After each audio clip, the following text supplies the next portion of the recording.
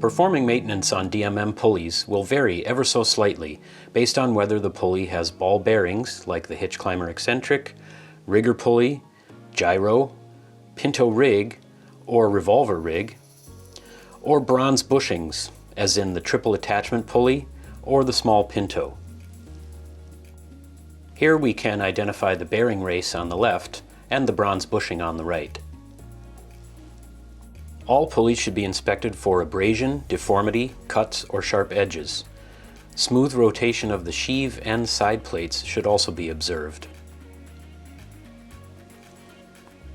Inspect the axle and side plate in this area for damage or deformity. Expect to see some wobble in the side plates. This is normal.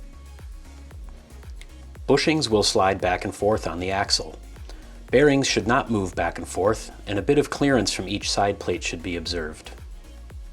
For cleaning, immerse in lukewarm soapy water and agitate. This helps to dislodge debris from between the side plates.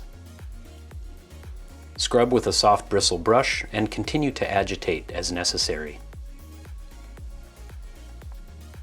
Rest the brush through a window or slot in the side plate and spin the sheave. Rinse thoroughly in fresh water.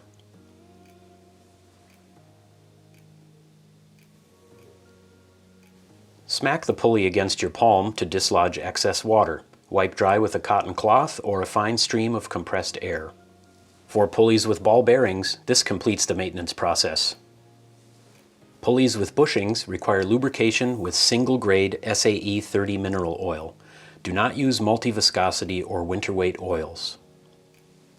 Add oil to the inside diameter of the bushing where it spins on the axle.